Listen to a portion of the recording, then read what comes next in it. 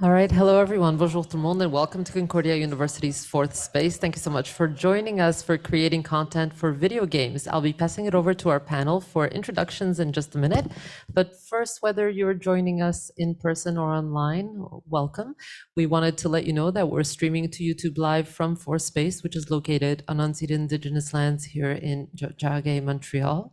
As caretakers for the lands and waters we are meeting on today, we'd like to extend our gratitude to the Kanyankahawga Nation for their teachings about the earth and our relations. If you're new to Fourth Space, what do we do here? Well, we work with our university community to mobilize and exchange knowledge by co-creating daily activities such as this one. You're in for a treat today. It's our great pleasure to have collaborated with Writers Read for this panel on designing, writing for, and producing video games. I'll be passing it over to Kate Stearns. Before I do, just wanted to say, if you have questions, if there's time for a question period, we hope there is, and you're in the space with us today, just let us know by raising a hand. We'll get a microphone to you so that the folks on Zoom can hear you. If you're on Zoom, you're more than welcome to pop in with a virtual hand and open your video up and jump in that way. Okay. Hi, Kate. Hi, Anna. Thank you so much. To those of you here and those of you out in cyberspace, I hope not in a little white balloon, you are very, very welcome. My name is Kate Stearns and I teach on the Faculty of Creative Writing. We're delighted to present the last in our series of the Writing Life for Writers Read, in which we introduce students and of course all other interested parties to jobs in the creative industries. Some they might not have considered, others I think like today that they have very much considered but would like to know a lot more about. Now, before I introduce our wonderful panel, please allow me to offer some thanks to those who helped make this event happen.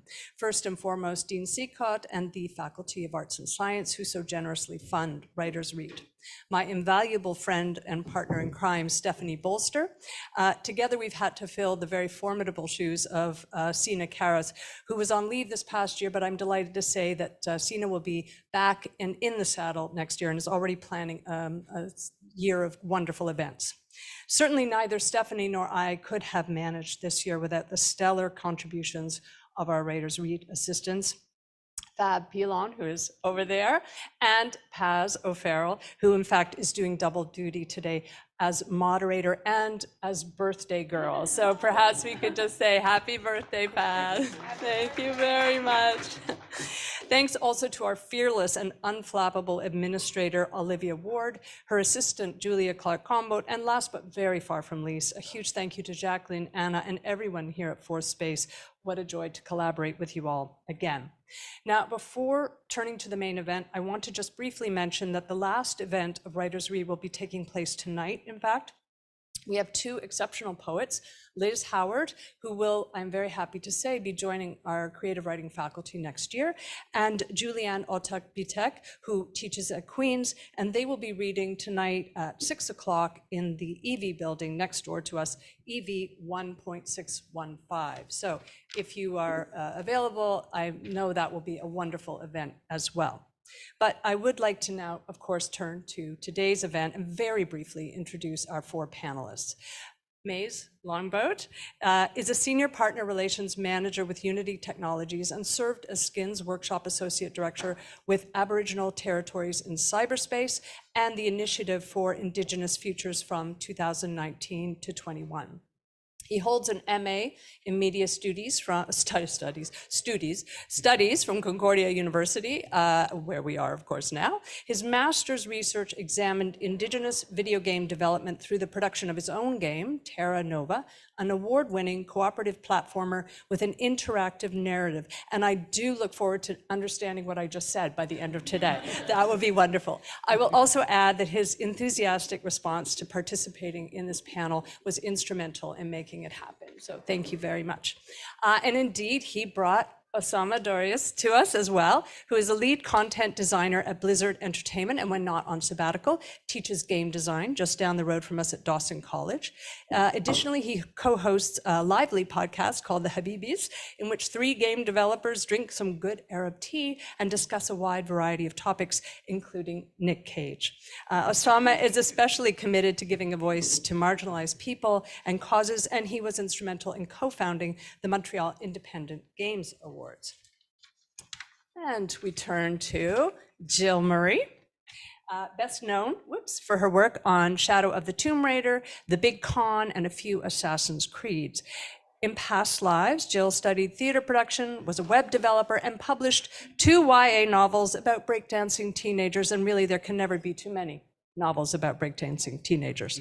Her company is Disco Globe Interactive, and I'll also say that I probably first approached Jill about 8 years ago, trying to get you to come, and her very busy schedule has always intervened. So it's a particular pleasure to welcome her here today. You did not, you didn't. You came and talked to me, but we didn't get you. Did you?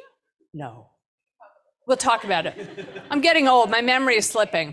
But we were it was the course that we wanted to do, but we didn't get. That's what I'm remembering. Now, last but not least, certainly not least, Ashley Escura is a Canadian-Mexican multidisciplinary poet. She is a co-founder of new media studio Apocalypse, where she works as a narrative sonographer, scriptwriter, and co-conceptualizer of experimental video games and digital environments, one of which, Museum of Symmetry, wonderful name, won multiple awards, including the Canadian Screen Award for Best Virtual Reality Game in 2019 for its excellence in digital storytelling. I'm also very proud to say she is a graduate of our program, and we're delighted to welcome her back. So clearly, there is a wealth of fascinating experience here, most of which I did not even remotely touch on, but which I hope will come out in the conversation. And I can think of no one better to get the conversation started than our wonderful graduate student, Paz O'Farrell. Paz, take it away. Thank you, Kate. Well, thank you, panelists, for being here to discuss writing for video games. I'd like to set the tone with a quote by Professor Oscar Moralde, who taught me everything I know about this topic. Video games as media texts that provide experiences of narrative and formal play, and as works that fit into larger cultural contexts that address who gets to play and how and why we play. Thank you also, all of you, for being here today on this beautiful day. And I'm not just saying that because I bought Disco Elysium, the final cut, as a birthday present to myself. So that's kind of great. Well, I thought we could start with the specifics of your jobs, your daily responsibilities. And Jill, I know that you wanted to talk about the title of this panel. Does that sound an amicable start? Sure, but we can talk about our responsibilities. I guess the title of the panel has fluctuated between writing for games and video game content creation. And I just wanted to clear the air that what we do is not really content creation, because we're trying to pull together experiences for a player, which is really something completely different, which can involve sometimes creating a content, but it also involves pulling together the entire form and meaning and structure of the thing that you're providing for the player. And sometimes it feels like you're doing that through the power of sheer will and your own stomach muscles. So it's not like there's a bucket in the middle of the room and everyone can put some content into it. So my responsibilities, currently I'm a creative director, which means I spend the entire day trying to get out of everybody's way and just making sure that I've cleared enough things off my to-do list that everyone else can get something done.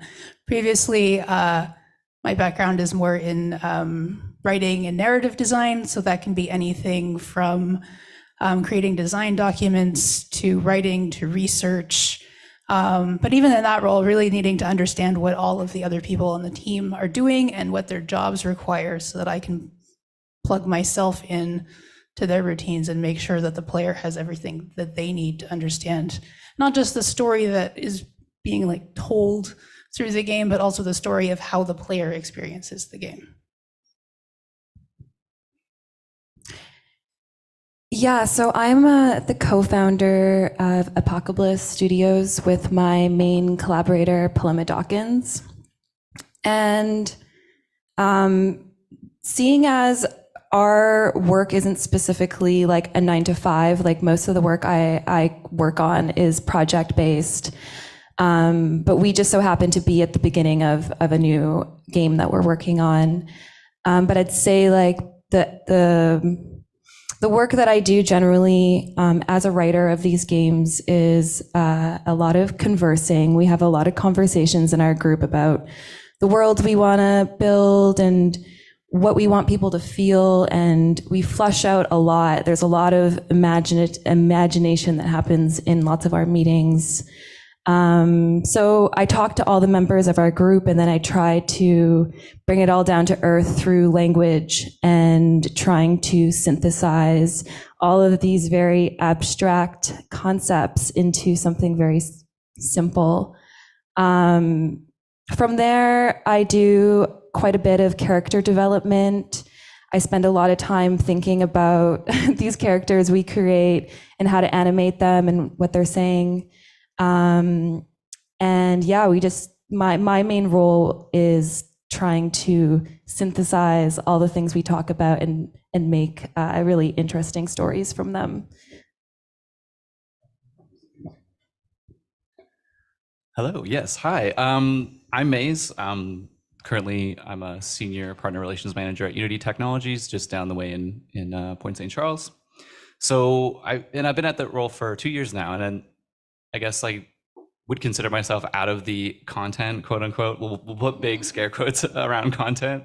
The content creation aspect of game development for about that amount of time, but right now I consider myself to be creatively helping solve technical problems with teams kind of all over the world that are using that tool.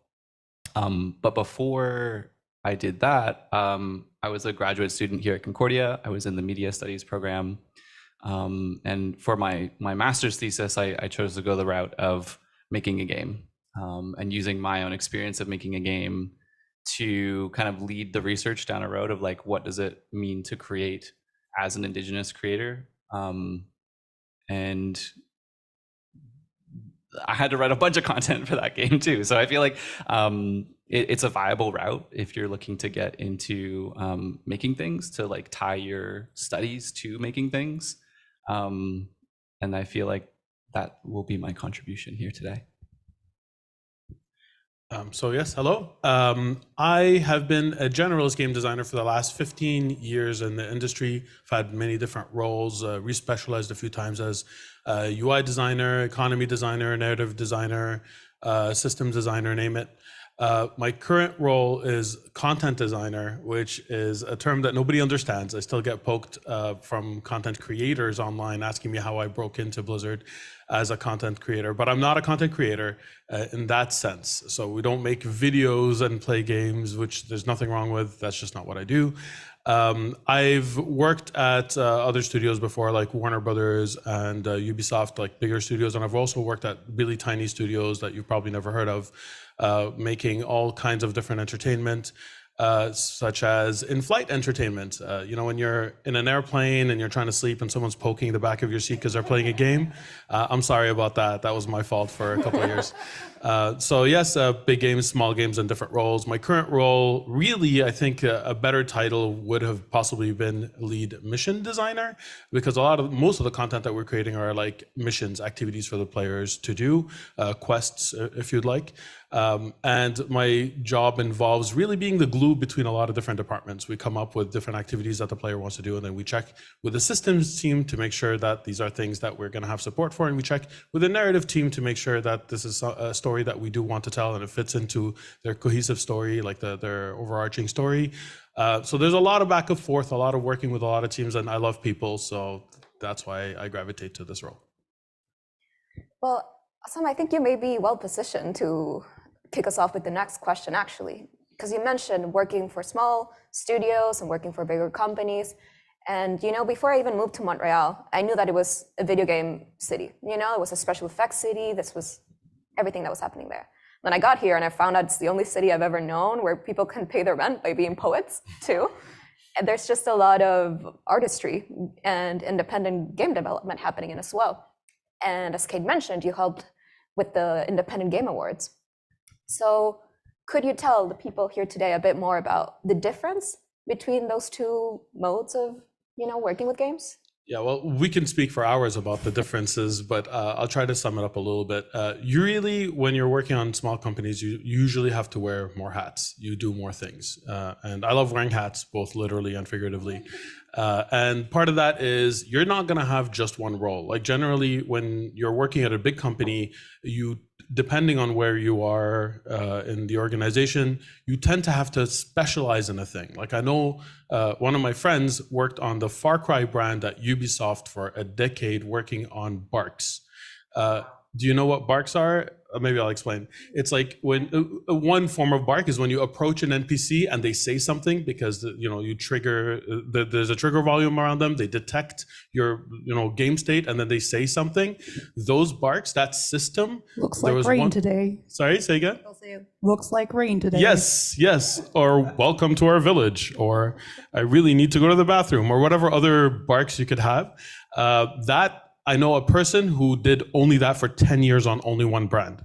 On a small indie studio, that would be impossible. That would be one person's job on a Tuesday and for the entire game, like depending on the size of the project. For 30 minutes on a Tuesday.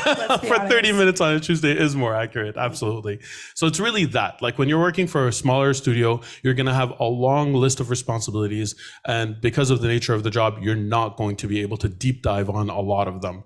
And a lot of the prototype type things that we do at the bigger studios are shippable at smaller studios. And that's not a knock on smaller studios at all. That's why so much of the innovation comes from these smaller studios, because they have the ability to be able to innovate. Their cycles are much smaller, and as a result, they could iterate faster and try things with less risk. So the nature of the beast is very different. Both are capable of creating incredible experiences, but their experiences are going to be very different as a result. Does that make sense? I don't know. Do we go that way? Yes. So thinking about it from a grad student perspective who has never created a game before, I had to wear nearly every hat imaginable when creating a game. So yes, and doing this as like a first timer was incredibly hard. I leaned on a lot of different people and mentors to get through it. That being said, I also had the privilege of hiring a very small team of 3 other people plus myself. I'm not a visual artist. I am not a programmer. I am not a sound designer. So these are the folks that I brought in to create my game Terra Nova. A super small scoped game, 2D, like a 20-minute experience front to back.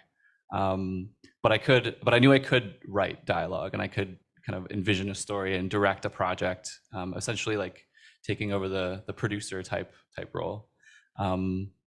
And I got through it. So I don't have the experience of doing things on a AAA big budget level, but when you're thinking about just like doing it, picking up and doing it yourself as a solo developer or a developer who has a small team around you, yes, indeed, you need to be able to be adaptive and have a lot of skills to bring to the table.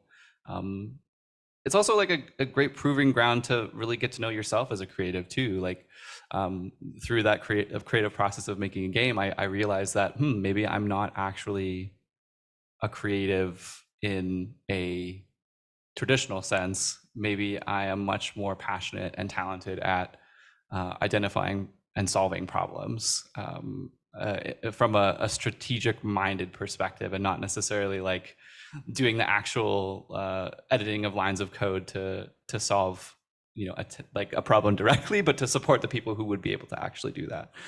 That's where I felt like my skills really grew during that process. So yeah, I guess just as a word of advice, like keep exploring the different multidisciplinary aspects of making games, because it truly is almost every medium you can kind of think of in one, depending on the game. Totally. And riffing on that, I think it's important for creators of games to be having fun, if you know what I mean. I feel like sometimes, my experience is working with indie games, so I've never had the experience of working with like a huge team or having like a ton of like deadlines and stuff. So I feel like we have a lot of fun with the work that we do at Apocalypse, and we do a lot of experimentation. And I think the benefit of working with a smaller studio is just being able to experiment, being able to allow yourself to make mistakes, to learn. The stakes are, I mean, stakes are always important, but the stakes seem to be a bit lower. And I feel like for Paloma and I, that's such an important part of who we are as artists and as creators. And so I feel very comfortable in this sort of playful world that we like to tap into when we create. But I'd love to hear what you have to say.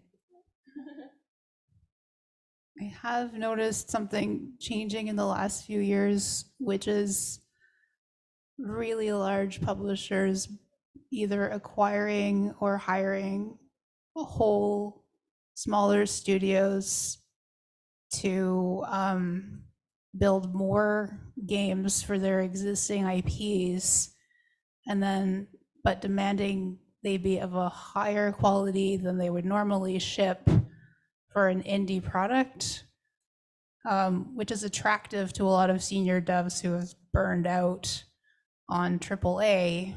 But what you end up doing when you're in that situation is now you have to both deep dive and wear 5 hats. So that's special. The worst of both worlds. What works in every situation, like the way we were describing our jobs before, is at least 3 of us describe just being glue to help out other departments, and we describe that in the context of doing our own job. What works best is on whatever project you're on, if at least 3 or 4 of your key people in different departments identify themselves as glue. Because you're always going to have people who won't or can't be glue and are just going to be off in their own corner doing the one thing they can do, or getting distracted and doing the wrong thing, or like just doing something that's not quite beneficial. But if you have like 4 glue people being glue, it's going to work out. So if you can focus on 2 things, it's like just being good at learning and adapting and being glue. Yeah. And if we ever have a chance to talk about downscoping, that. What you just said, Jill, reminds me of something you've said to me before, Ashley, about the rights, actually. And not to get into like legal writing, I know we're all interested in more creative video game stuff, but this is an important issue for, people to know that they might have to face if you're interested in Yeah. So the first game I worked on was called Museum of Symmetry, and it was produced by the National Film Board. And I was fresh out of university at that time, and Paloma, I know, was also, I think, in her 20s. And we signed some contracts with them that we weren't really thinking like super long-term, we were just stoked to have the opportunity. We took it. What ended up happening actually though is Paloma and I really fell in love with the characters that we developed in Museum of Symmetry, and we really wanted to bring them back and flesh out their stories more.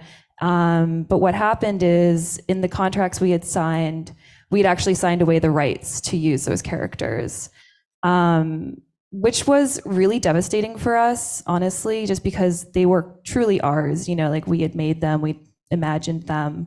And the game has since been sold to Astria Media, so it's further away from us now.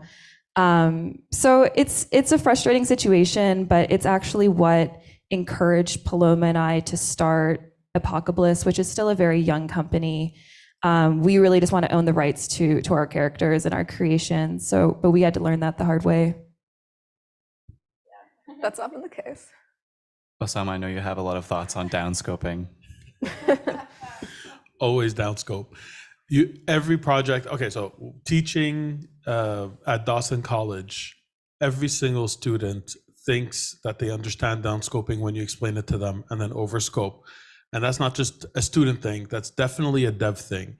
On the topic of downscoping is you can never scope too low. There's always going to be things are always going to become a lot more complex before.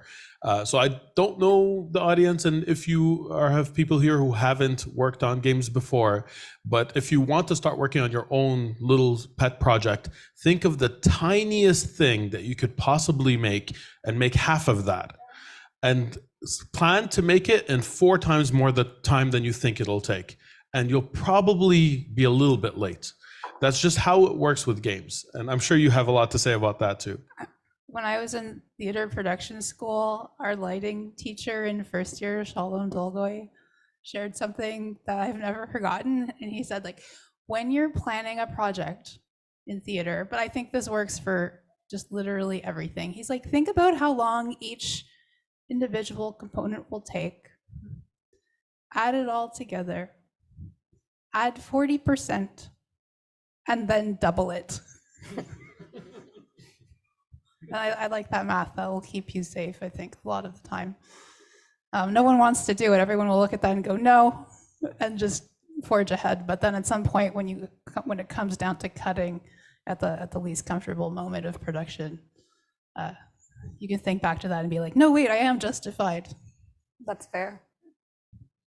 Yeah, and I just like to add, I think as writers, creative writing students, there's this expression like "kill your darlings," like you know, like not getting too precious about the lines and losing parts of the story you're trying to tell or the poem.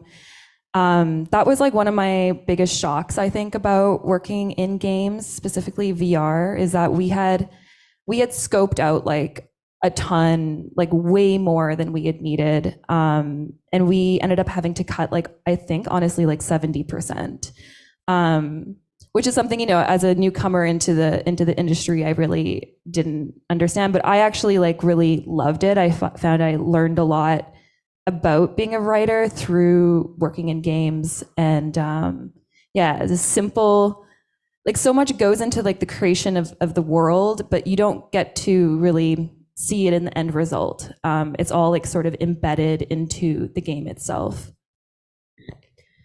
Well, let's dive a bit deeper into like these specific building blocks that we're talking about for the production. Dialogue was brought up before, so maybe we can start there.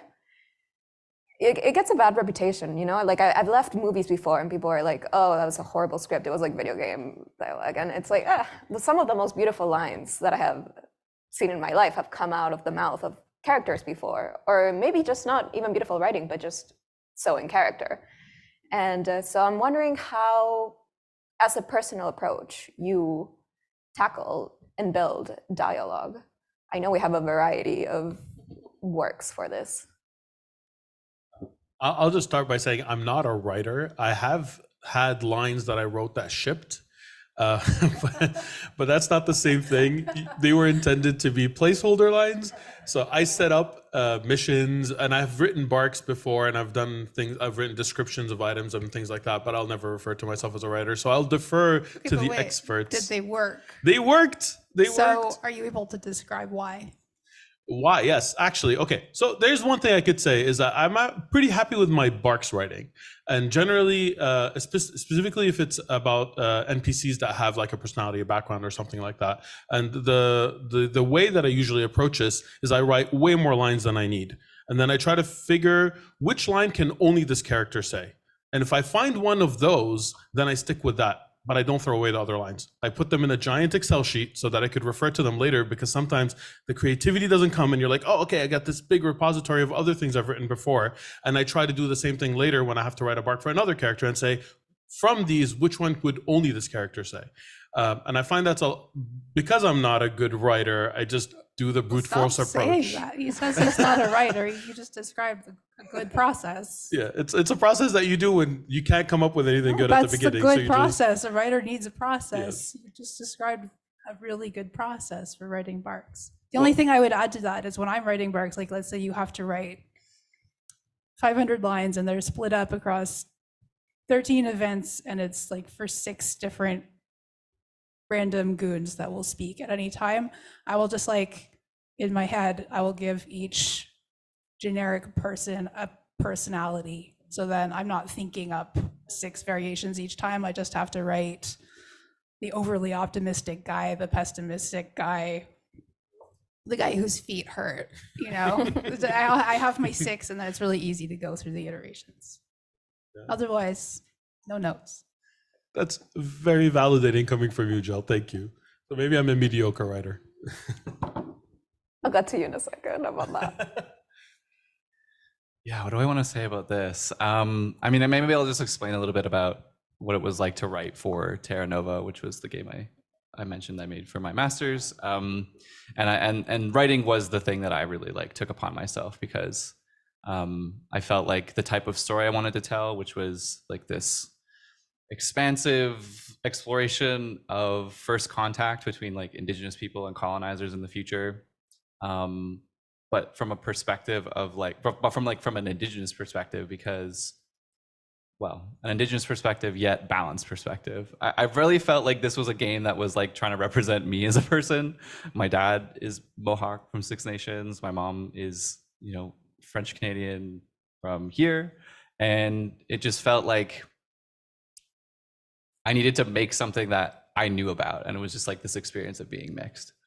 But getting down to the nuts and bolts, I just had to basically think about, well, actually, I'll back up and frame it. So in the game, it's a 2-player cooperative game, kind of like a side scroller platform. You just kind of jump around and talk to people. But there's 2 playable characters. There's Terra, who's this indigenous character I wrote, who lives far in the future.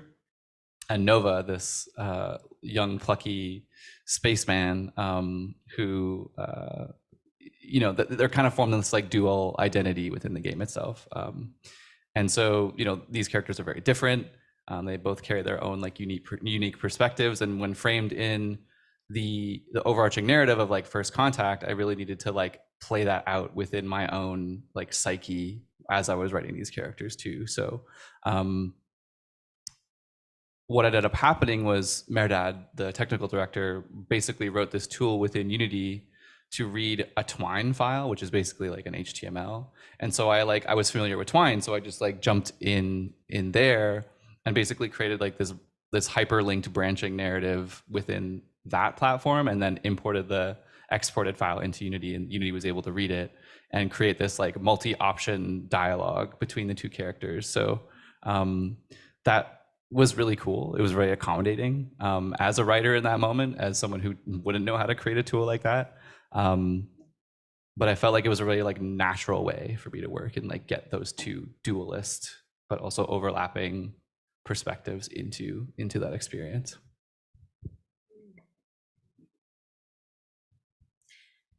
Yeah, and for me, for character development, I create a lot at the beginning. Like usually how it works is Paloma will send me like an animation of a character that she's thinking about. So what do you think of this? I spend time looking at the character, thinking about it. I do a lot of like character sketching, like trying to understand. I create stories for them. Kind of what we do in creative writing, you really try to flesh out this character as much as possible.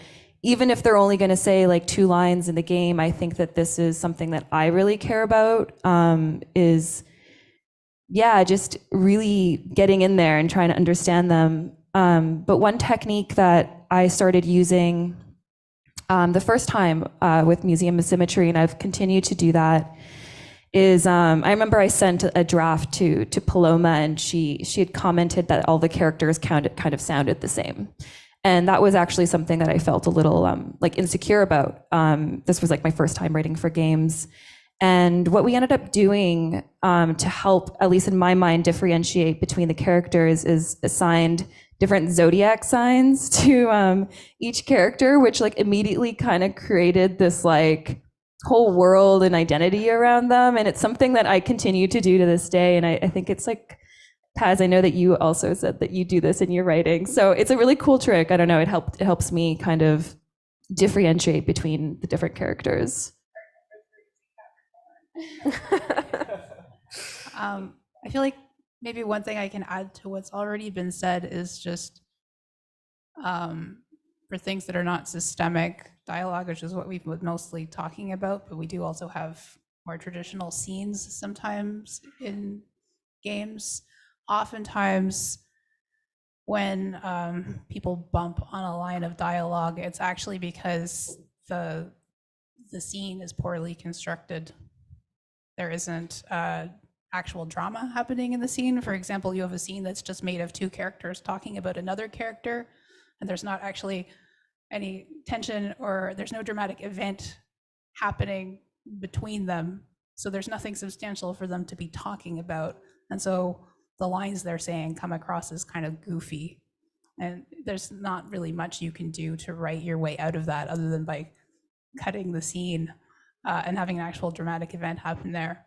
Or the scene is just running too long, you entered it too early, you let it run past the time when the characters should have left.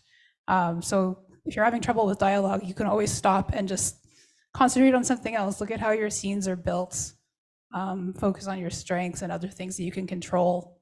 Take a walk, make somebody a Gemini, and then come back and attack it again later. Yeah. That's very true. I mean, it's just easy to focus from an outside perspective on the dialogue as like, oh, that's what writing for video games means. But as you were saying, like, so much of it is like building a plot, and so much of it is that environmental storytelling too. We were just talking about this before the panel started with The Last of Us, for example.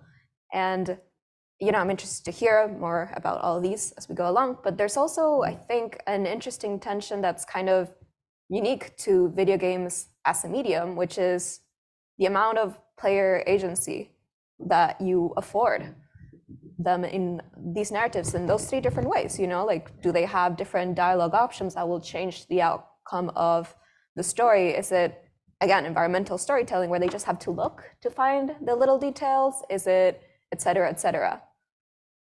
How much budget do you have? That's what I was going to say. That's where it starts. Say more. Well, two ways. So environmental storytelling, do you have environment artists? Do you have level designers who can make the environment? Or is your budget more like, we're making a visual novel because we have the budget to have a few flat screens with 2D characters who can talk to each other, in which case maybe I'm going to go with branching dialogue because that's where I'm going to be able to make variety for the player. On the other hand, like, who is on your team? Did you just make a team with your two best friends and neither of your two best friends are writers?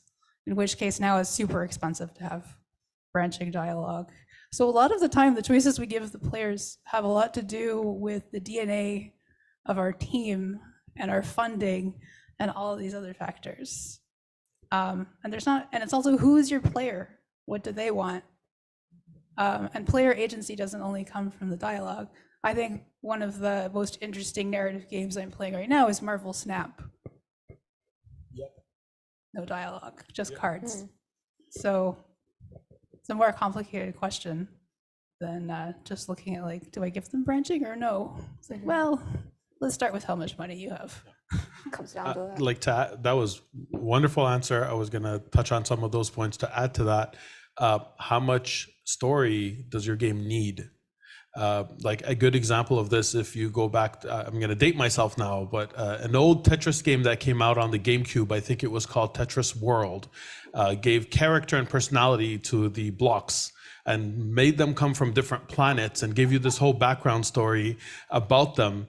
And I remember, like, I played it and I'm like, this is awful. I don't want any of this. I just want to get to the action. I don't need this. But then also Thomas was alone. Yes. But Thomas Was Alone needed that story and created characters out of those blocks. Tetris World did not. It wasn't telling any kind of story other than it was tacked on. It didn't need it. So a good part of it is, what are you trying to make? Who's the team that you have? And what is this level of story that you need that serves the purpose of this? Another example, I forget the name of the game, but it was made by a local studio, Tales of Mistral or something like that. Is that what it was? So they hired Ed Greenwood, who was a legendary Dungeons and Dragons, like Forgotten Realms writer, to write the background story of their game.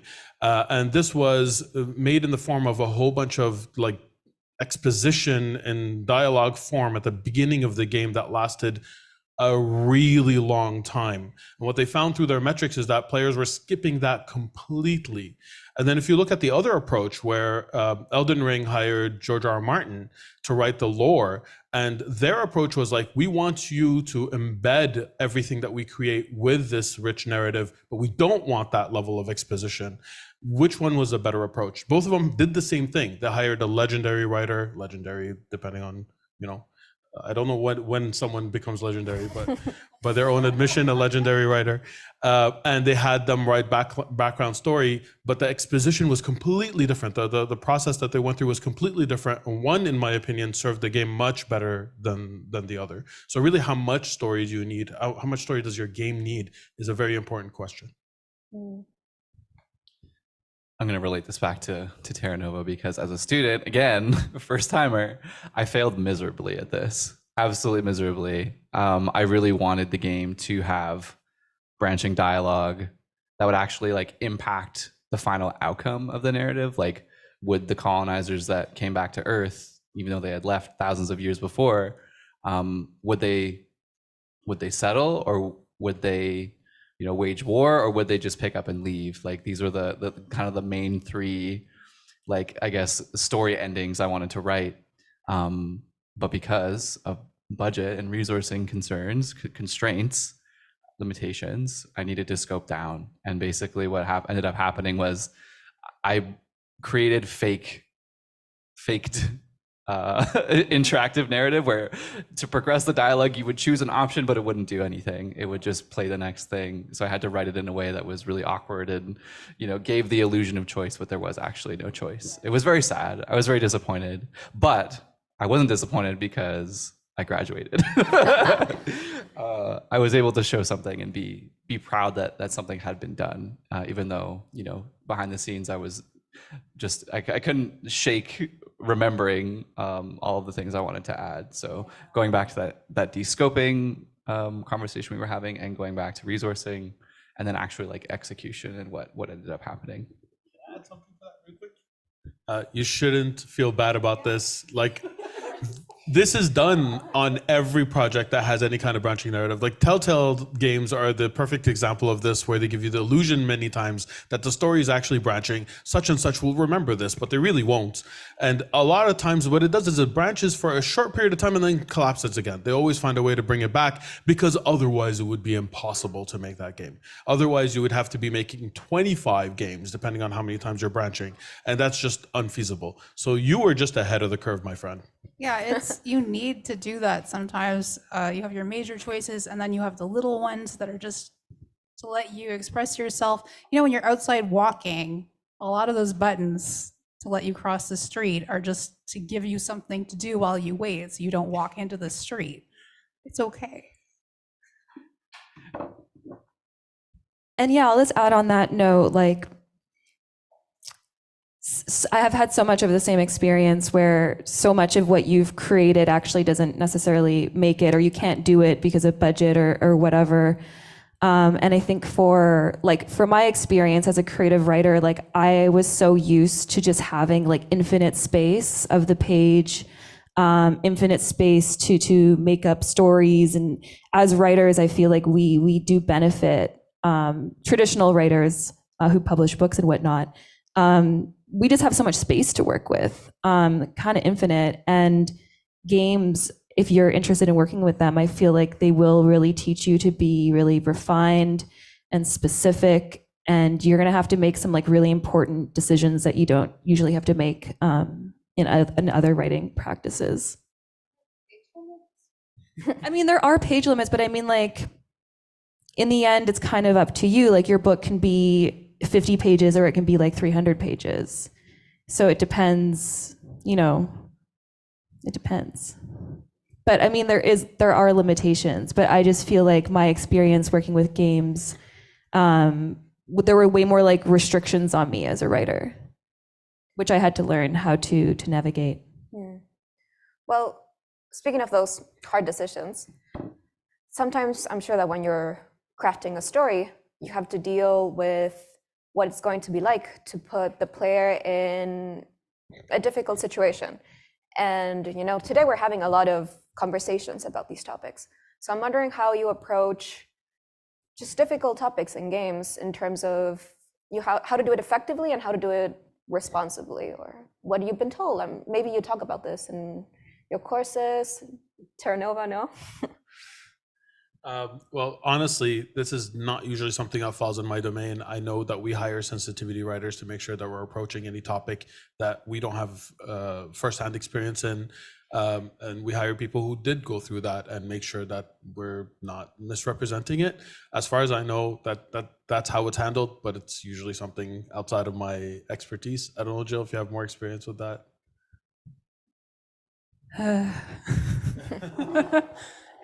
Yeah, I'm the person on the large team for 10 years begging people to hire the sensitivity readers, begging people to diversify the workforce, like highlighting what the problems are, trying to get them changed before they can make it to the public, assessing the things that can't be changed, and then mitigating how we describe them, trying to figure out even if it's better to stay on a project with problematic material and try to just like mitigate the harm or remove myself from it, figuring out like how do we describe these things in the media. And it's like there's a lot of people just blundering into things who have needed a lot of, let's say, leadership to even understand that they might need to consider that any topic needs thinking about at all. Oh God, you must be tired. If we're approaching it that broadly and not just difficult situations, I have a lot of stories about what you're describing right now, which is when someone on the team is trying to do something and as a result misrepresents a group, or if that is part of it, then I have many stories about that I could tell. And honestly, my approach for it was, and I learned this from being in the industry such a long time, is if you're on a big project, always escalate it one level higher, not higher than that, because honestly, the safety of the person who's working is very important. And if you escalate it one level higher and the person who you are answering to doesn't do anything about it, chances are, if you bypass them and go even higher than them to try to get that resolved, there are going to be negative consequences like on you. So your job is to escalate at one level higher. Otherwise, tread carefully. I know you might have different opinions about this, but I've seen it firsthand where I went over someone who like, they're not listening to me, this is a problem. And the wrath of not God came down on me. Oh, I'm the draw all the wrath every time person. Yeah. So I've had situations where I had to tread carefully and then wait until I was in a position where I felt comfortable enough to raise a flag. One certain situation happened where early in my career, I worked on a game that I didn't want to work on, which misrepresented Arabs and Muslims. And specifically, like it crossed the line where I was like, now I can't even like shut up about this. This is too much. Where one of the fight scenes was taking place in a mosque, and it was very disrespectful. And I'm like, you know what? I don't even care if they fire me anymore. I'm done being quiet. So I went to them and I said, hey, this is crossing a line. I'm not comfortable with this. And they're like, oh, is it? And they changed it into a palace and they listened to me. And I'm like, wait a sec, there's a whole bunch of other things I want to change too. And they're like, okay, well, you should have come sooner. And I realized that my situation had changed. At that point, I wasn't a junior anymore. I was more intermediate in my position. And they're like, your context, your circumstances have an impact as well. That's what I'm trying to say. So like, not everybody's voice is equal on a project, and it should be, especially on the bigger projects. Right now, it's very different than when I started in games 15 years ago. At least now there are dialogues about these things. Back then, like it was, you're the black sheep if you brought up anything. Now it's bad, but not as bad. It's still bad. Like I have to underline that. It's still, but most of the time what I learned about this is most of the people, not all of the people, most of the people don't want to do anything bad. They just don't know better. And a lot of times you have to speak up really early and they don't give you the opportunity because you don't have visibility on a thing. And then it becomes a production constraint or like money talks and they don't want to change it because of anything. So I always bring the business case and I say, it'll cost you more if you release with this. People are going to be loud on the internet. Now that happens a lot more often than it used to. Like, so the circumstances have changed. So I know there's a lot of layers in my statement. I'm sorry, I'm rambling a little bit, but I have so much to say all of a sudden because like the context of the question changed. I thought you meant like more difficult topics that you don't have anything, that you don't have a lived experience in. If it's sensitive topics that you do have a lived experience in, I could talk about that forever. Sorry, that was heavy, I know.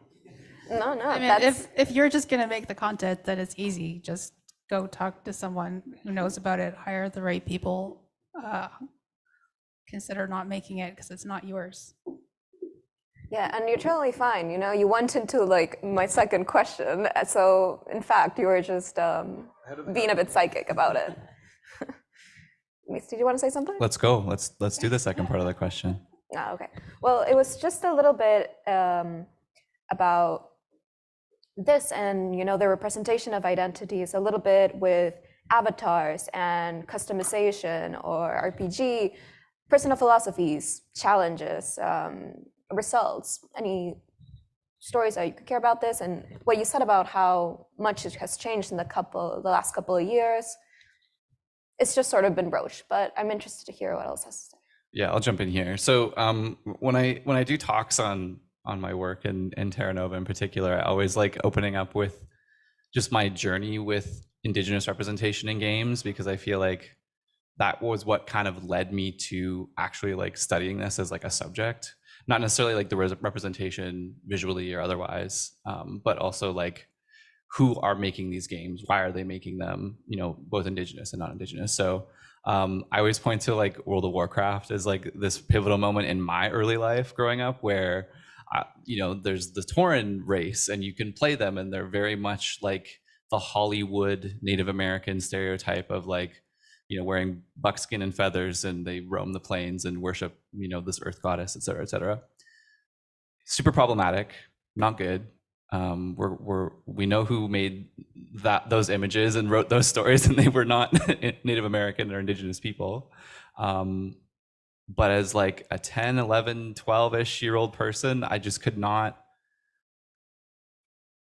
play as them as an Indigenous person. And I think other people would have definitely different experiences than I would. So this is not, I'm not speaking for everyone else, but there was a power within being able to represent myself the way I wanted to within that game as a very young person. And I think it shaped me to kind of take that agency and repurpose it for that representation in a way that was powerful to me, and then take that step further when it came time for me to make my own stuff. Yeah, I mean, I just ended up creating something that I knew about. It wasn't, you know, this first contact narrative in Terra Nova that I wanted to make, and not anyone else. So yeah, super important and very personal topic, actually. Write what you know, create what you know, and if you don't know it and you still want to do it, ask yourself why and take that pause. There's a lot of really well-intentioned folks out there. It's admirable, but you know, we need to pay people and hire people more than, you know, speak to those impulses.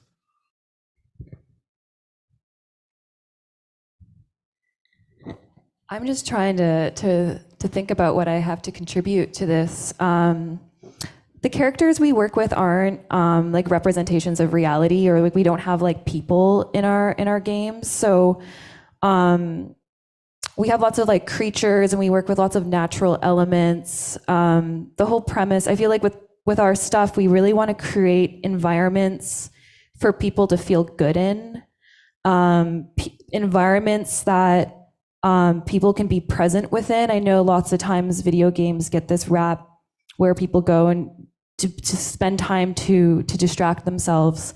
And I feel like what we're trying to do is sort of subvert that a little bit and create games that create presence in the player as well as create awareness in them about the environment around them.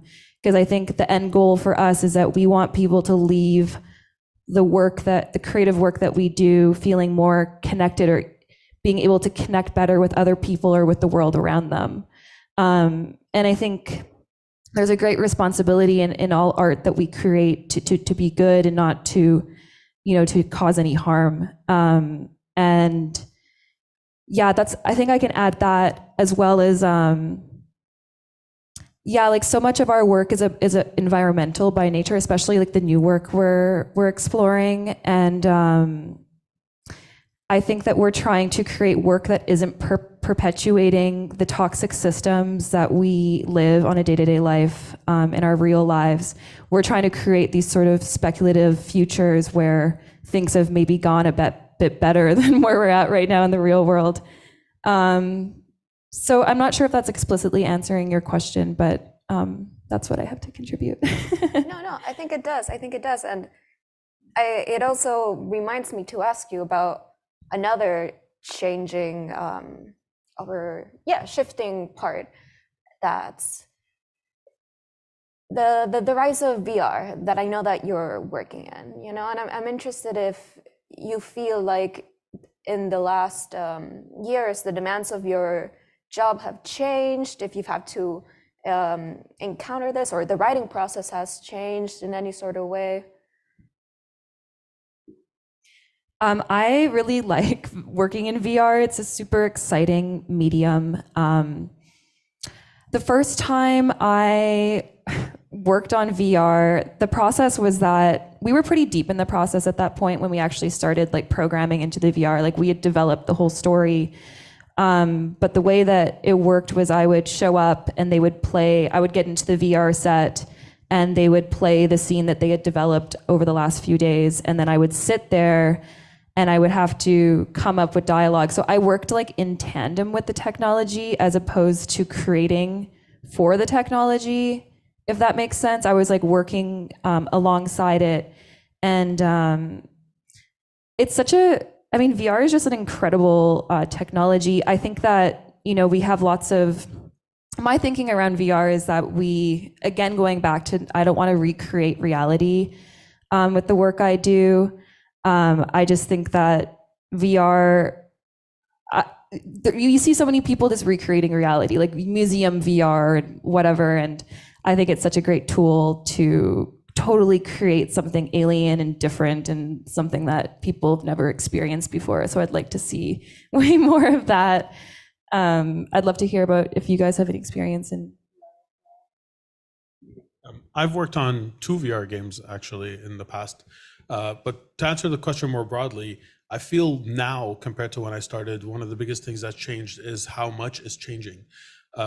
It's like I started making games when YouTube was useless, when it was just videos of people taking their kids to the zoo. You couldn't learn anything on YouTube. Now you can learn everything on YouTube. Now you have the access to be able to make games without writing your own engines. When before engines were out of reach or were extremely expensive, you had to learn coding before you could even think about it. Now you're able to do so much. But as a result, you also have to learn a lot, and you have to keep up to date with all this technology that's changing. Like I saw the rise of VR that came out of nowhere. I saw the iPhone, I made games on mobile phones before there were smartphones. I know a lot of you don't know that this existed. There were dumb phones before there were smartphones. And I made like Flip Kyocera, where you had to, do you know what a keypad is? Like keypads on phones, those things. I made games on those. Like we had to innovate a lot about how do you do movement when it comes to something like that. A lot of games were text-based because you had a keypad for that kind of thing. And when we first started making iPhone games, we approached it as if you're making a console game on iPhone. I designed a virtual D-pad. I was our team was one of the first teams to make a virtual D-pad until people realized, wait, that's not necessarily the best way to use this medium. So all of these innovations, they happened. Freemium came and took the mobile world by storm. There was a period where all mobile games were premium. All of these changes were happening in rapid succession over a very small period of time, and they continue to happen. Now, all of a sudden, all the conversations are about AI and how AI is going to be integrated either in the processes or in the games or what have you. And there's a lot that could be said about this, and I don't want to derail the conversation, but the only constant now is that change is coming faster than it ever has before. We have more access to learn things, but there's also a lot more to learn. So that's a little overwhelming in a lot of different ways. It's good and bad, right? Beautifully put, yeah. Anything else to say, or we could open it up to questions from the audience at this point, I believe. That sounds good.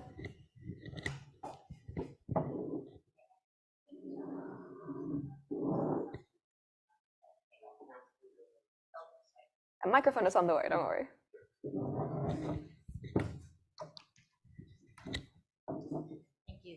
First of all, thank you all so much for coming out here and speaking to us. I appreciate it. It's a very pragmatic question after a lot of very things that went from technical to in-depth, but you all come from very different backgrounds, and there's no real program that exists for, narrative designer, game writer, that kind of thing, or if they are, they're very limited. Like, I'm a theater student. That's why I got so excited when you mentioned your theater background. I'm in performance creation. Getting to my point, what kind of paths are there to working in this industry? Because that's been something for me that's really daunting, especially looking at friends who are, for example, in computer science or in political science, where they kind of have, or even like theater people who want to work in theater, kind of one-to-one their degree and what they're doing and then going into their field. And I'm just kind of like, what do you even do? What requirements do you even need to sort of break into it?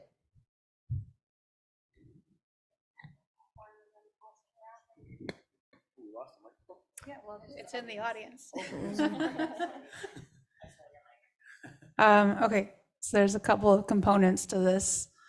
The first thing you want to do is establish that for sure you actually want to write video games. So what you want to start doing is writing video games.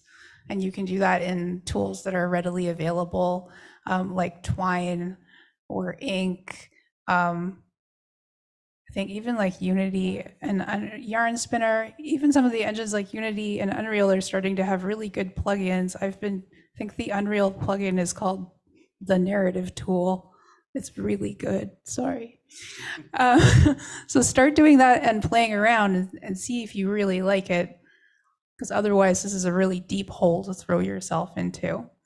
Other than that, the thing I really wish that more writers had when they sent me their resume and writing samples was really good writing.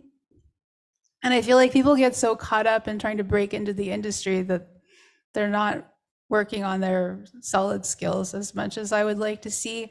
And they're not doing things like pitching stories to the scant places you can still pitch stories to. I know that's hard, but I think anywhere that you can submit work, or if you're making games, show your games, get player feedback, work with editors on stories or poems or anything, and just have that experience of working with other people and transforming your work for an audience would really help, because I see a lot of raw, unedited work from people who know everything about the industry. And I just like, oh, so many skills. And it's not that I don't want to help people learn, but it would really help people stand out if they came to the table with more as much passion for the skill as for the industry. A few things. To add to that, I find a lot of I haven't hired a writer for games in a while, but I did do it for a while.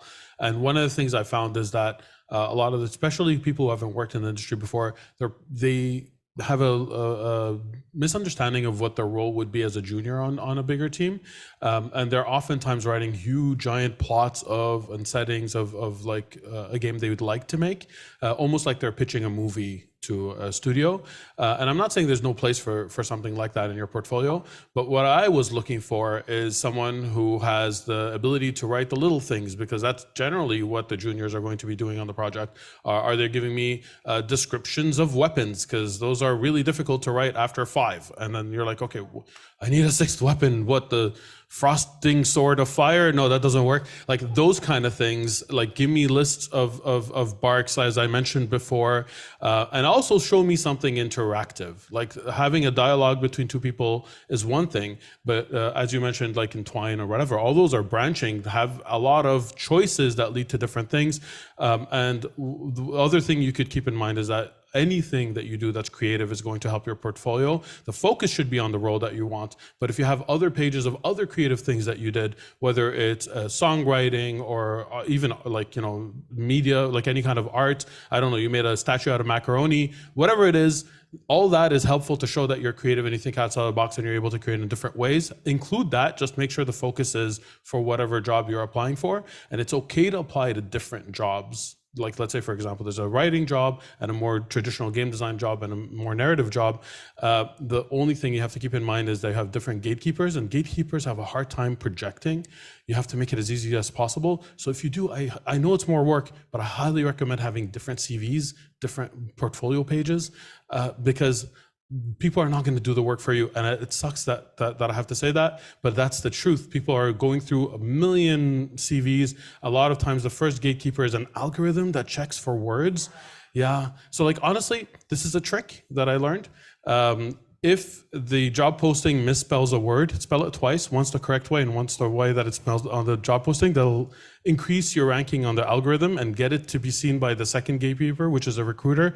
And then with the recruiter, tailor like some parts of it so that the recruiter is looking for bullet points. Those bullet points are going to be what is on the job posting. So emphasize those. And then the next gatekeeper after that is the person who's going to most likely give you the job. So have things in there that shows that you're an easy person to work with because they're going to want to work with you. Like, really think about the entire process and think about what the job is, what it's going to be. And that's a lot. So if any of this is overwhelming and you want more specific tailored advice, I'd be more than happy to look over your CVs, your portfolios, and give you that advice, no problem. But like, really think of the other person on the other end, what they're looking for, and try to match to that and tailor it to how much you want the job, because that is a lot of work and you're not going to do that for every single job. But the ones you really want, put in more effort. And at the end of the day, keep in mind that it's not in your control. Don't feel bad if you don't get the job. Sometimes someone with more experience applied for it. Your job is to get as close as possible to the goal and wait for the right opportunity to come at the right time. And that's it. And I know that's a lot all at once, but on the topic of getting a job in the industry. Yeah, I'll just add the through line I see between both of your comments is like making stuff, like producing things. For me, it's tough, but maybe for other people, it's easier. So one tool when you were dropping tools that I really like is Bitsy, which is this like in editor game engine. It's wonderful. I'm glad you've seen it. But it's just like an 8x8 pixel art engine, and it has like every tool in it that you need. You can design your rooms, you can design your avatar, you can design all the different characters and items that you encounter in the world, and you can also write a ton of dialogue that can just like exist in this browser-based engine. It's fantastic.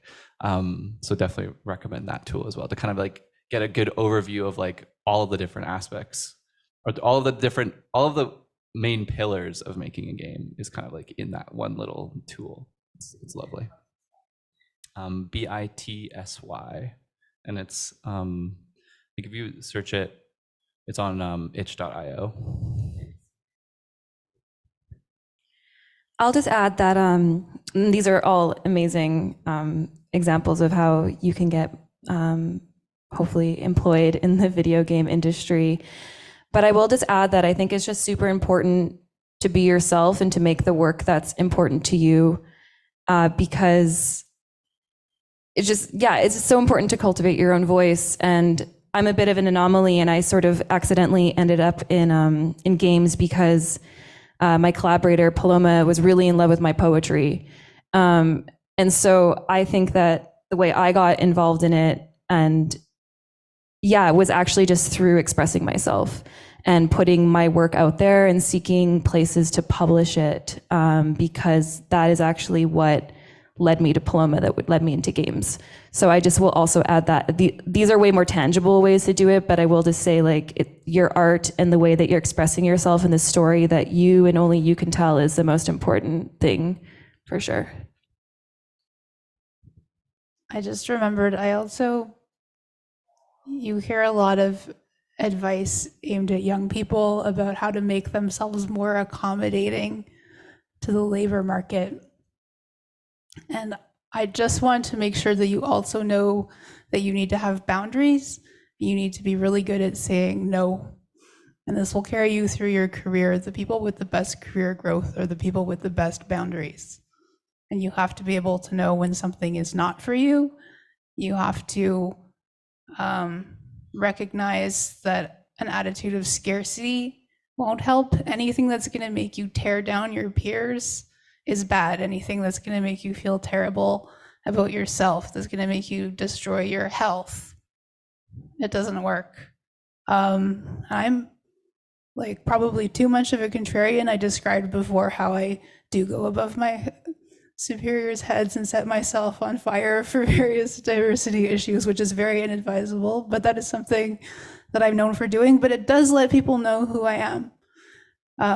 I don't fill out the job applications, which is probably also very bad for my career.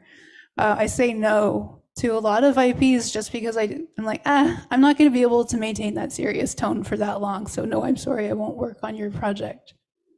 But oftentimes when I say no, people are impressed because they're like, oh, that's a lot of confidence. Where do you get that? And then they're like, well, what about this instead then? Because I didn't know you were that confident. So, and then they pull out something really interesting and maybe it doesn't pay as well, but it's definitely a better fit. So it is scary, but there are career paths if you're more of a no person. So I'll just put that out there and protect yourselves. Next question, maybe?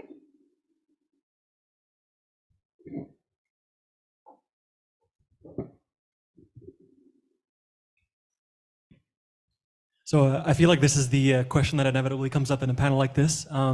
What pieces of media, whether it was like video games, movies, or books really even, sort of influenced you and got you thinking like, yeah, this is the domain I want to work in as a writer or as a designer?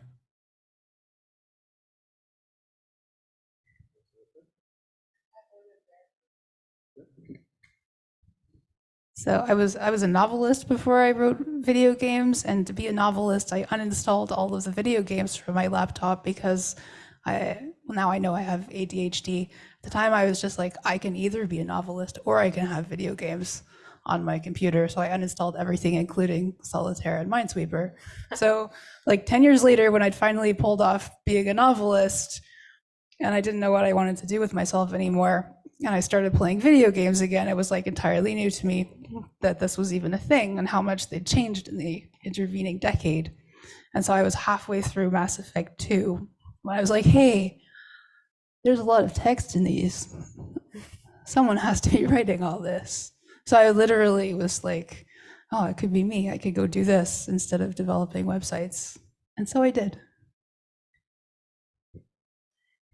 You could go first. Well, my answer is it's quick. For me, it's the game journey.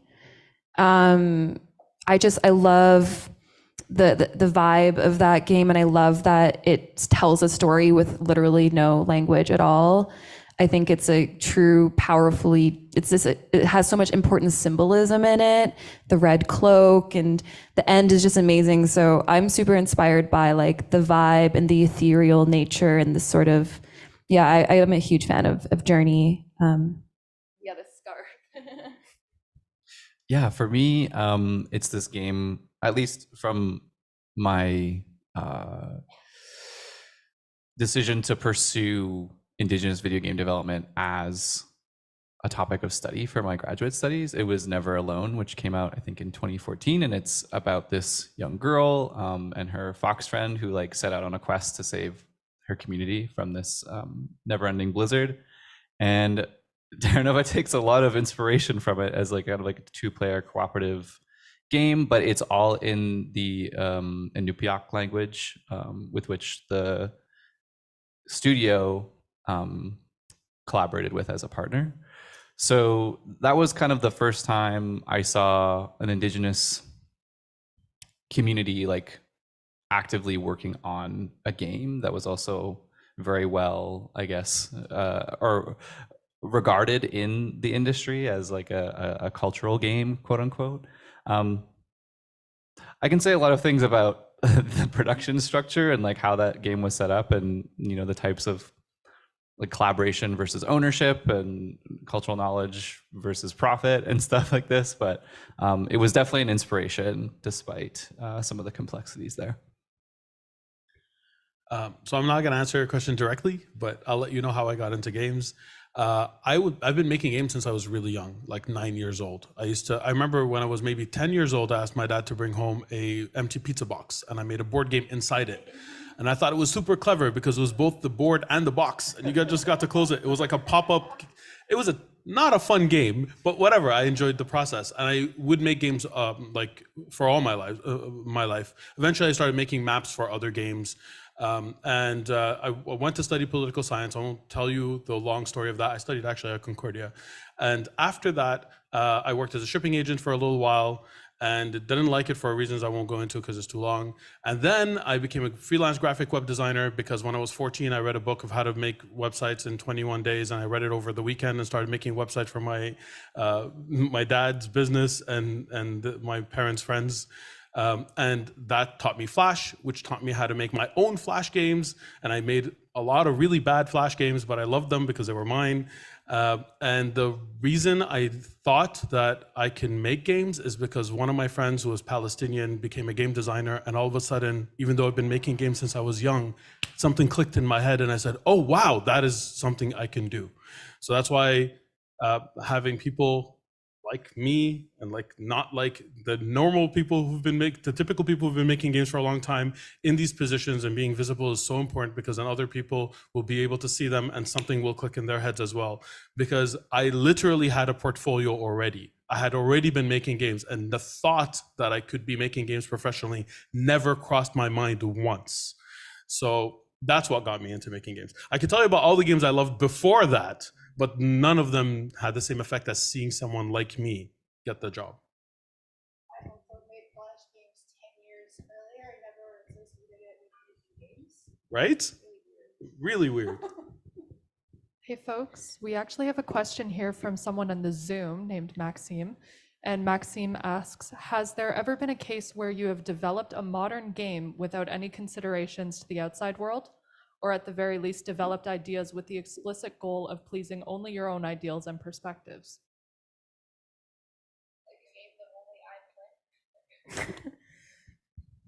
So this would be like a solitaire game that only I would ever play and no one would ever see it.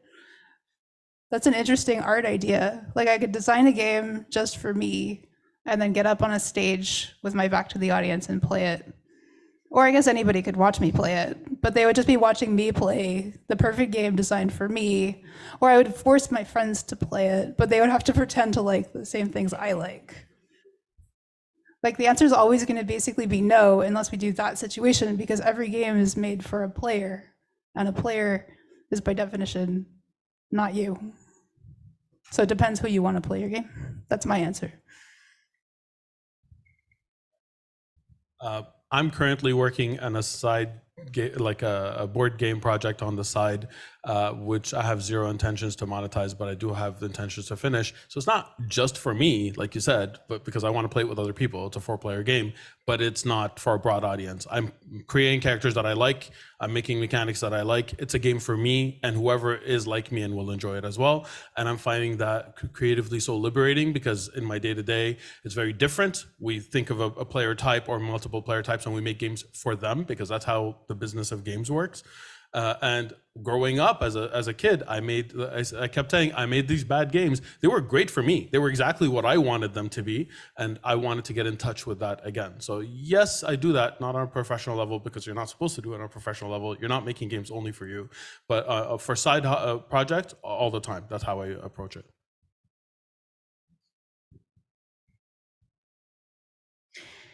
I think on my first day of my poetry creative writing class, my undergrad, my first day of my poetry workshop, I walked into class and my professor said, if you're here to make money, please leave. And then he referenced that fishing magazines in Canada sell more than poetry books. And, you know, I continued the program and I did it. And this is like a weird way to answer the question, but I feel like as poets, we already have such a small reading audience, like not many people generally engage with poetry. And for me, I always kind of felt that way about poetry. So any chance I've had to kind of to use transmedia or to find different tricking people into experiencing poetry, I always jump on. So this isn't answering the question directly, but I will say that I feel like poetry is sort of this solitary act that doesn't have a huge audience generally, but through my work with games, I feel like my poetry has been able to reach new and bigger audiences that it wouldn't have reached otherwise. So I'm not a direct answer to the question, but potentially interesting to you guys. I'm glad you brought up poetry. I was waiting for that.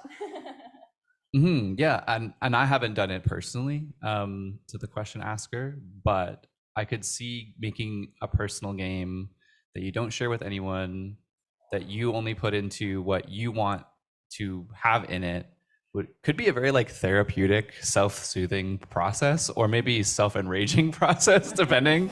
But yeah, I would say, you know, if you're curious about this for yourself, you know, pick up one of the tools that we kind of mentioned before and just see what happens when you put yourself into this thing.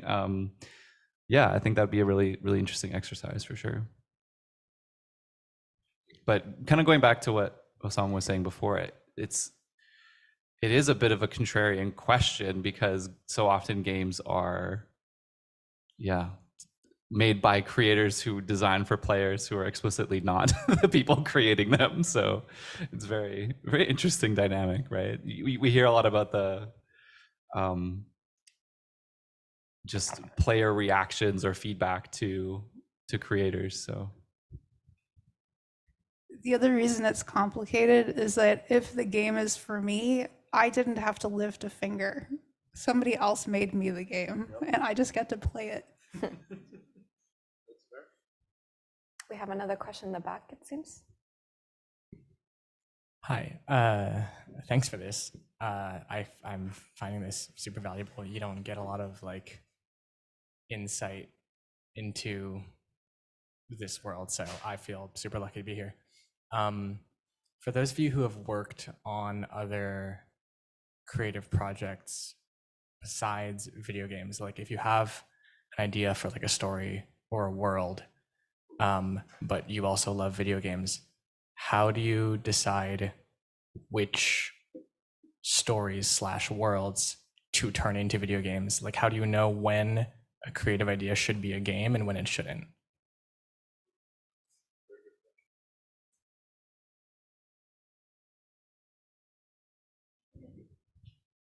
For a game, start with the verbs. So what actions can players do in your worlds? And if you're having trouble coming up with them, maybe that's not the world for a game. Yeah. So excellent answer, better than mine, but I'll give mine anyway because I thought of it. What I was going to say is every medium has its strengths. So look at the world that you're trying to build and see what happens in it and see what medium fits it best. And an example of this I could give is that in a comic book, it's really easy to blow up a planet. You draw one frame and it's done. In video games, it depends. Do you have those assets already? Are you using them for something else? Do you have someone on the team that knows how to do this?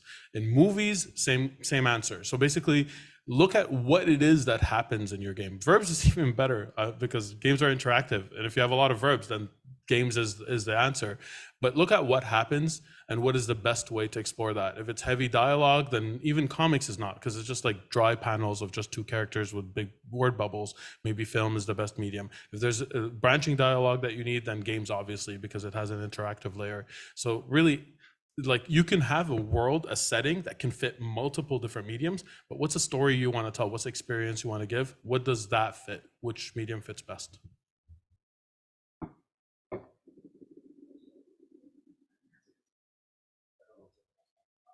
More? All right. Hi. So it's kind of been answered a little bit already. I just want to go a bit deeper. How do you guys kind of work to collaborate and like brainstorm for a lot of your ideas, kind of that base level, the base kind of creative writing level? Like, how do you bring ideas to developers, or they come to you, or you are your own developers and kind of bring those ideas to the fore?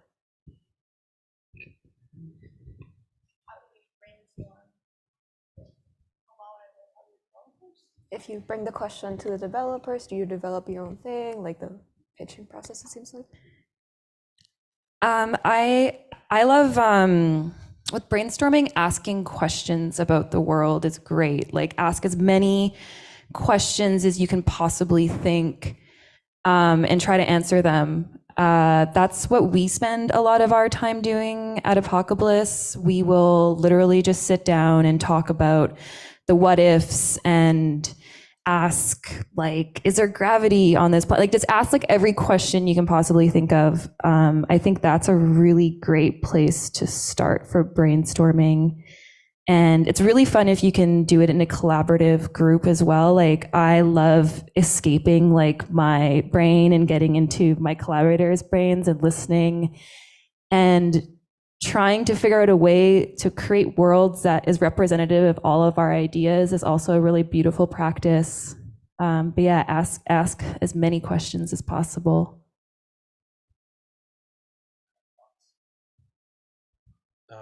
So this is very difficult to answer because context changes everything completely.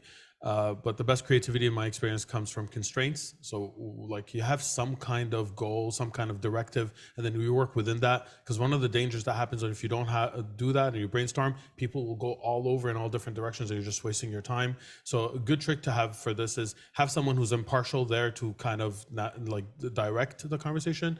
Another thing is have a lot of the brainstorming happen where people are silently writing on our post-it note, hiding it, and then that person brings it up, puts it on a wall, and then groups them together to see where the minds are converging. So the loudest voice doesn't always bring it to where they want and drowns out everyone else. So depending on the context, you might have to do more of that or less than that, depending on who's around. And if people are naturally collaborative, you could kind of take a step back and let them do their thing. If one person's voice is really, really loud, then you have to try to find a way to give other people voices.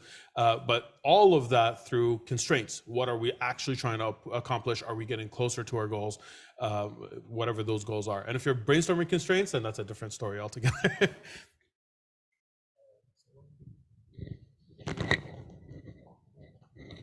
How to do this is probably like a whole other session, but you have to figure out how to create a safe space.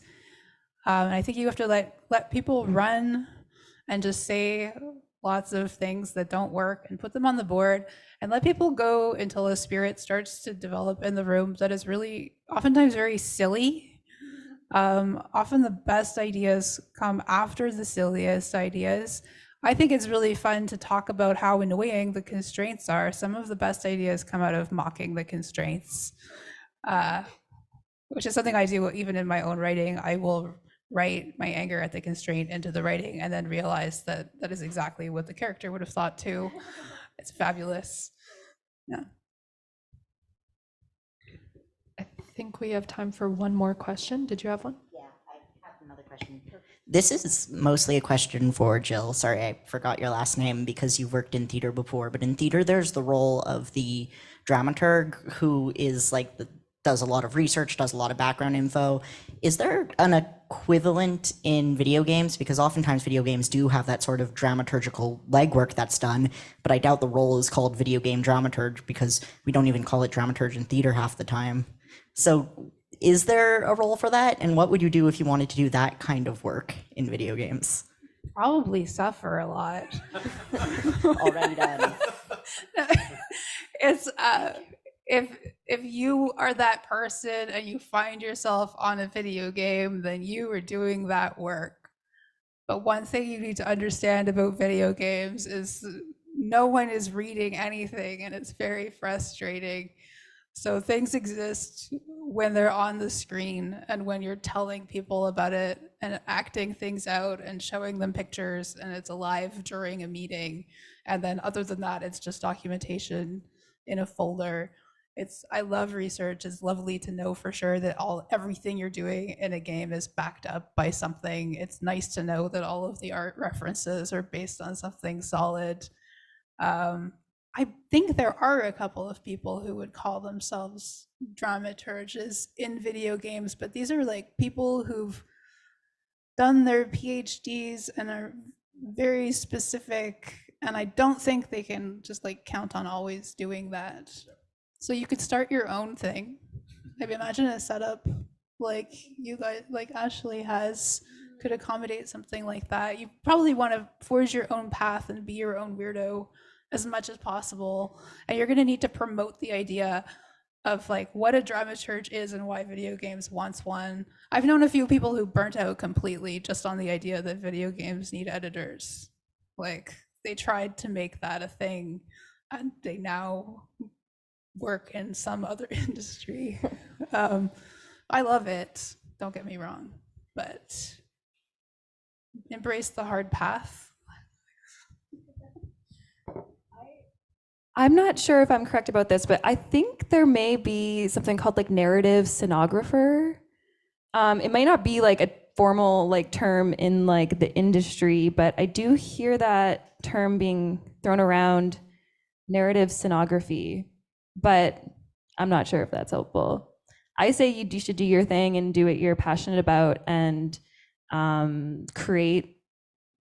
It's just like be the change you want to be in the world. Like if you want that job, then do everything you can to make that part of your life, and then eventually at least in an ideal world, you would attract the right people and resonate towards the right situations. But that's like, I can't guarantee anything, you know. No, it's true. New jobs are being created every day. Listen to Ashley because she's doing it. So. All right. Given that it's floor, are there any parting words that any of you would like to say? Advice, or anything I haven't asked about?